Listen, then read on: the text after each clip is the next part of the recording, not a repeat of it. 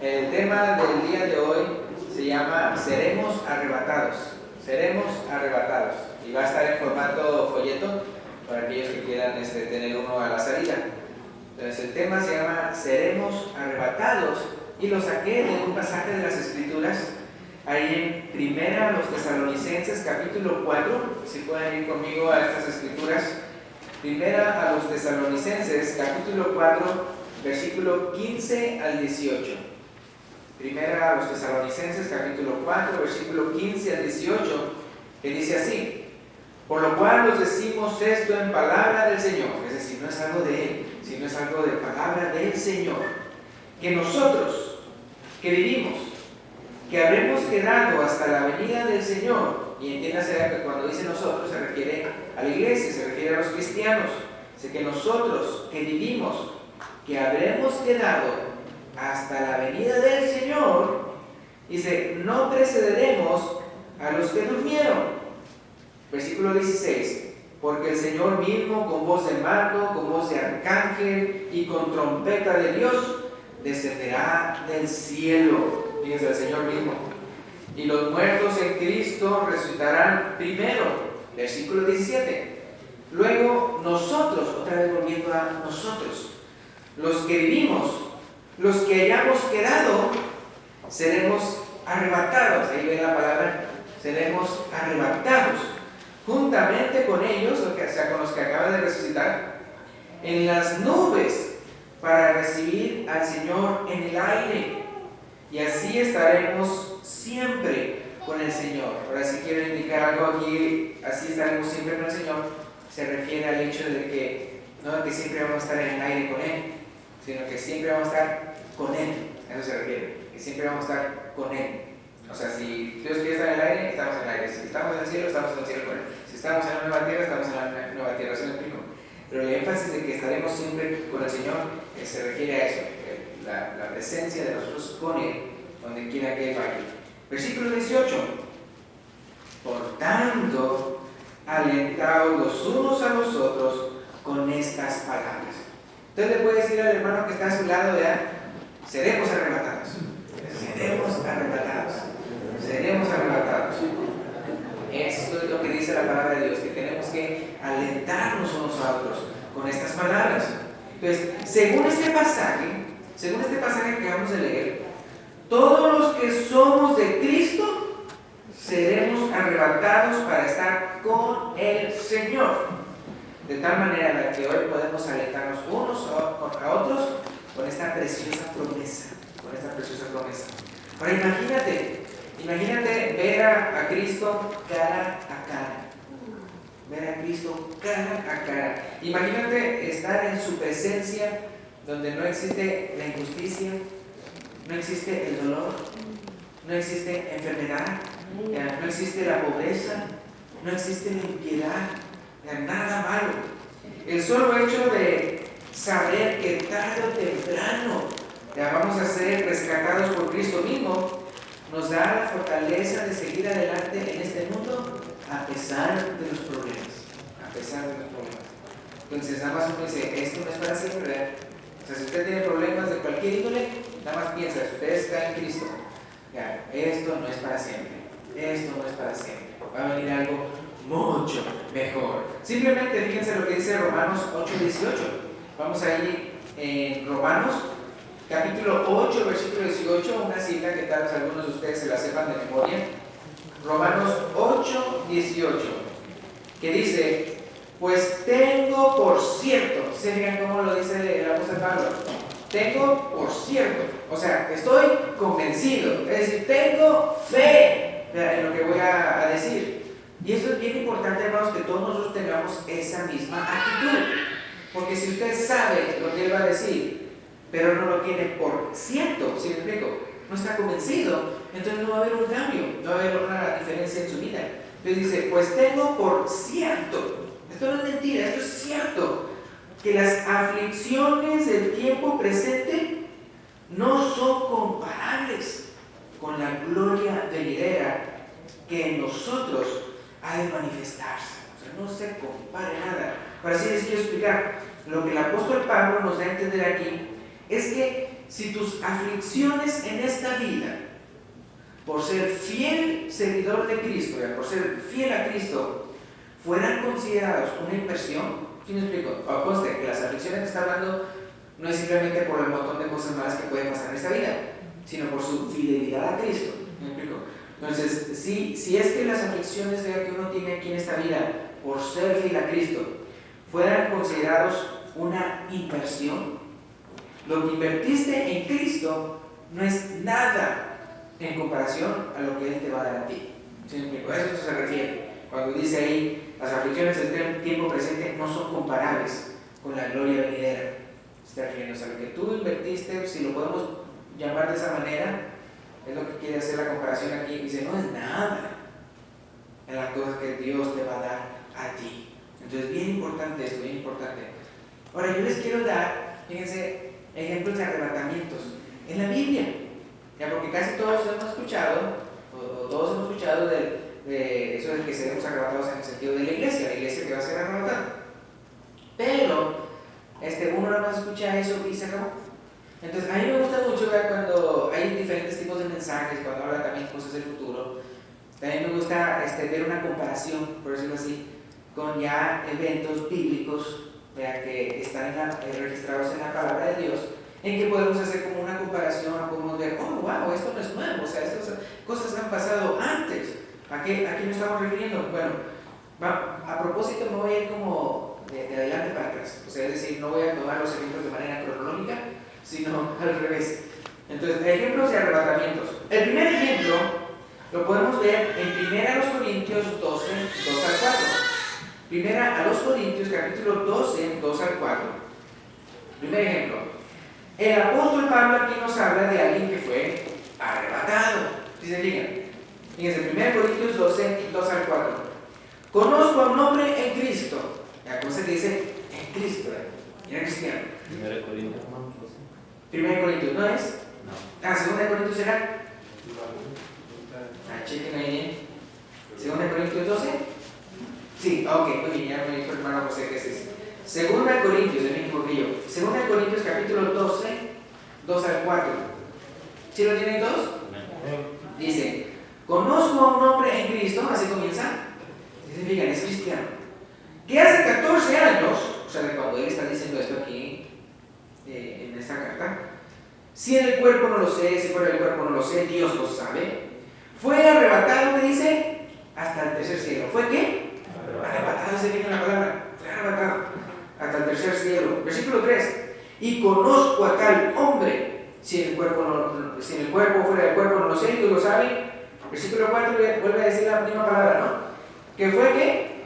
Arrebatado al paraíso, donde oyó palabras inefables que no les ha dado al hombre expresar.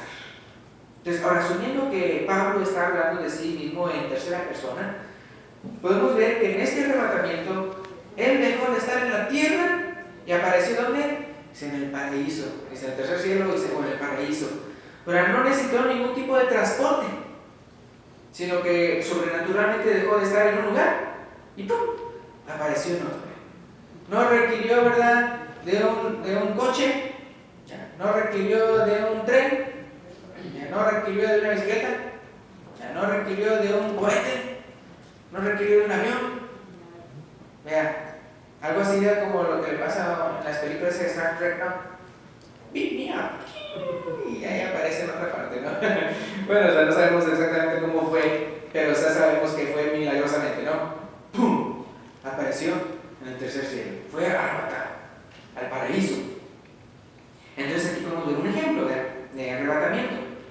Ahora el segundo ejemplo, eso lo podemos ver en Hechos 8:39.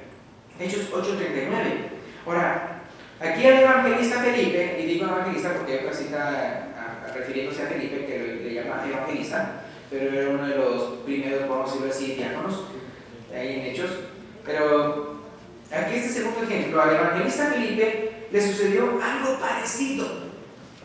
Después de evangelizar y bautizar al etíope, ¿se acuerdan de esa historia? En Hechos 8, voy a ver nada más el versículo 39.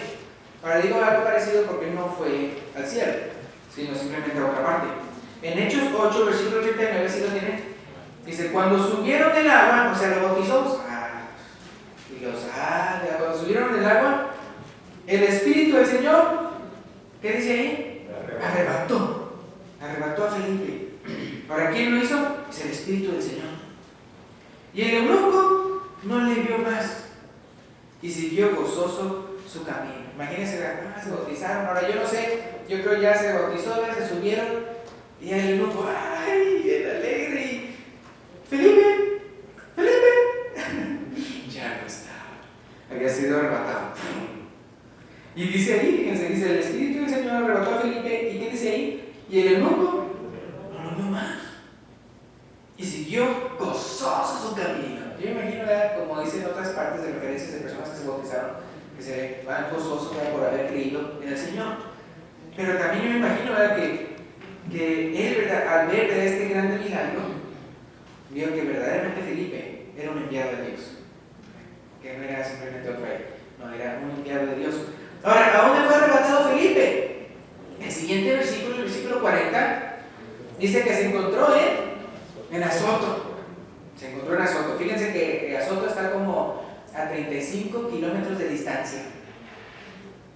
Imagínense entonces, ¡pum!, lo arrebató y ¡guau!, lo encontró allá. ¿Y qué hizo allá? Se puso a evangelizar hasta que llegó a Cesarea. Ya después vemos de otras referencias acerca de Felipe, que parece que ahí en Cesarea pues, encontró a su mujer. Es decir, ahí se casó y tuvo 4 hijas. Pero uno puede ver, ¿verdad?, otro ejemplo de arrebatamiento, pues, así, de manera milagrosa.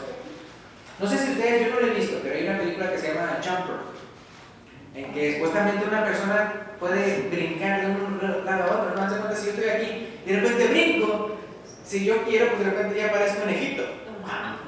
O brinco, ¿verdad?, y ya estoy en México.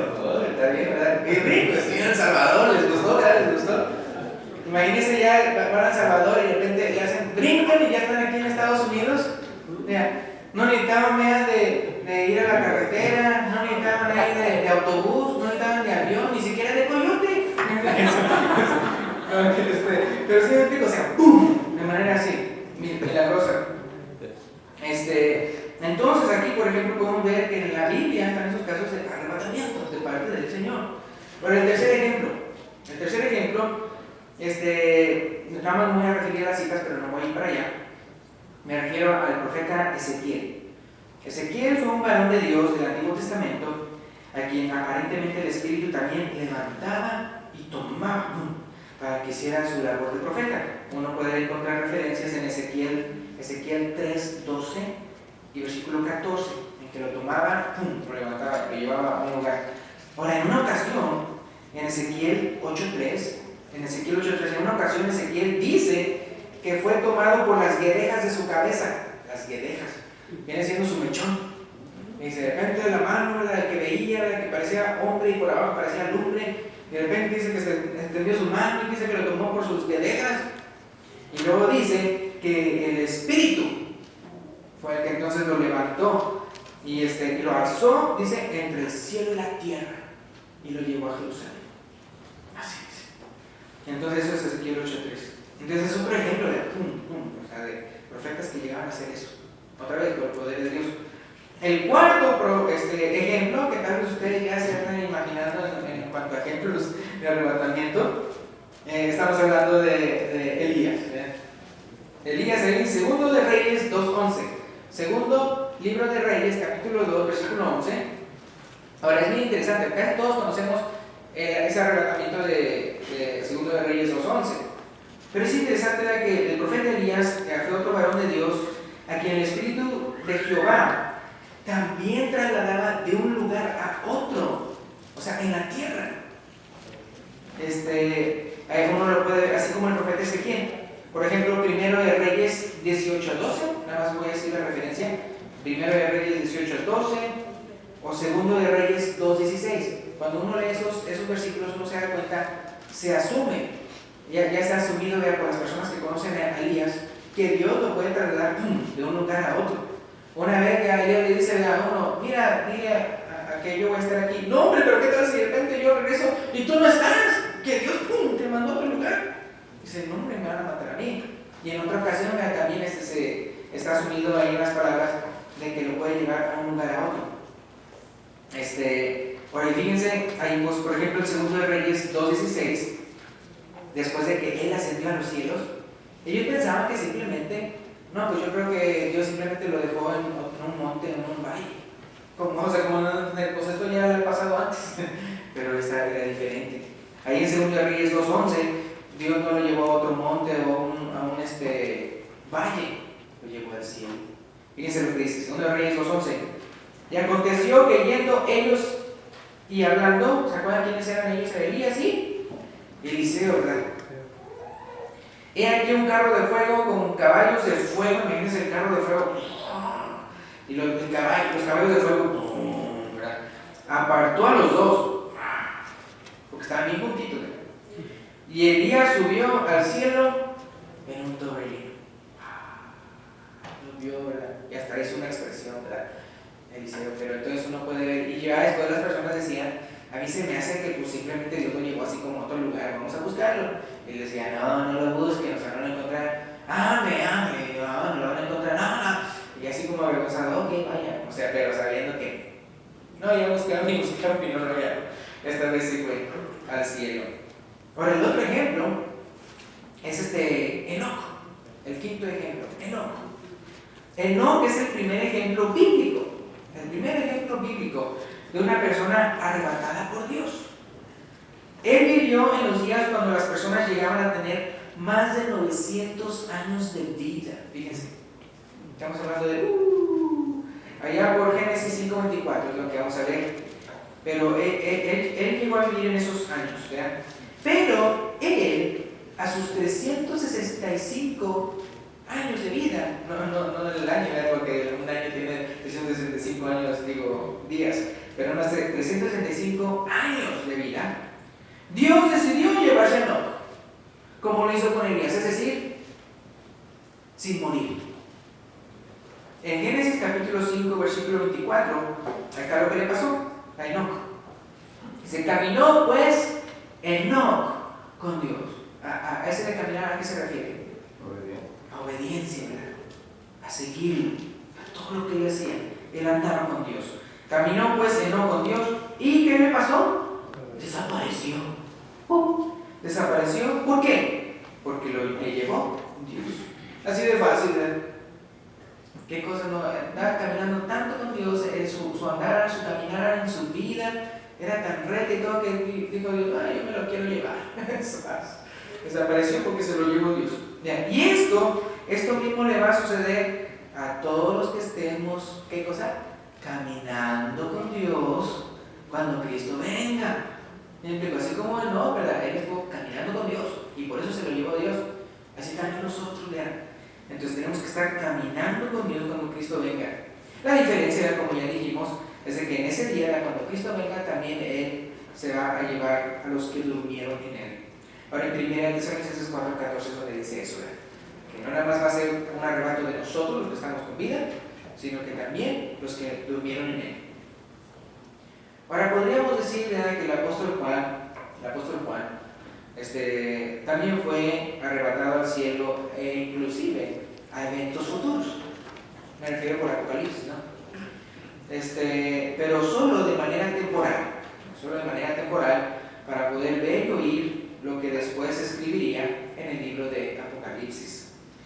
Las expresiones, por ejemplo, sube acá en Apocalipsis 4:1, o cuando él dice estaba en el Espíritu, Apocalipsis 4:2, o me llevó en el Espíritu, Apocalipsis 21:10. Ese era más unos ejemplos porque hay más ahí en Apocalipsis, pero esos indican momentos cuando él era arrebatado de un lugar a otro.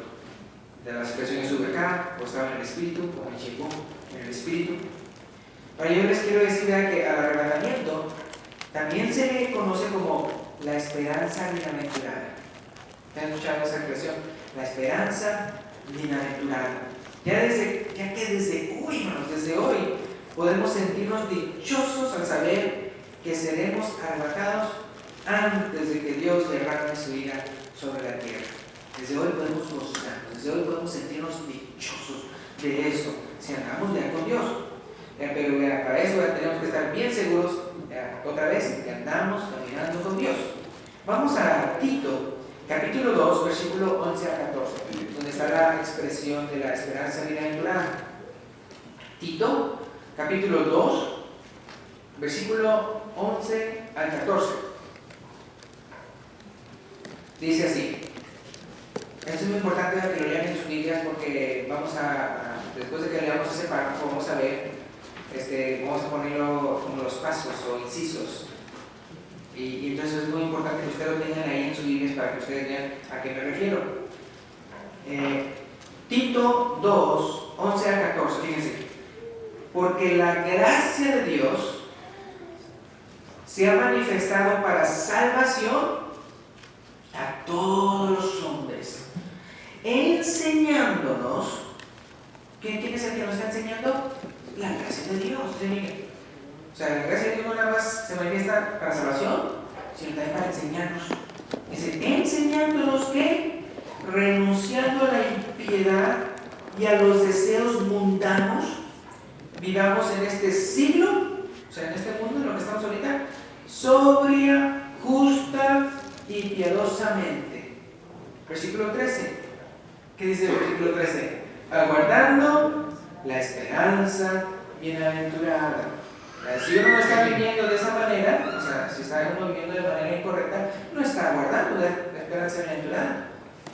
Y luego, ¿qué dice ahí? O sea, aguardando la esperanza bienaventurada y la manifestación gloriosa de nuestro gran Dios y Salvador Jesucristo. Si alguien tiene alguna duda de que si Jesús es Dios, aquí lo dice claramente, ¿no? Estamos esperando ¿a quién? A nuestro gran Dios y Salvador Jesucristo. Versículo 14. ¿Quién se dio a sí mismo por nosotros? ¿Dónde vean? ¿Se acuerdan? En la cruz. Para redimirnos de toda iniquidad y purificar para sí un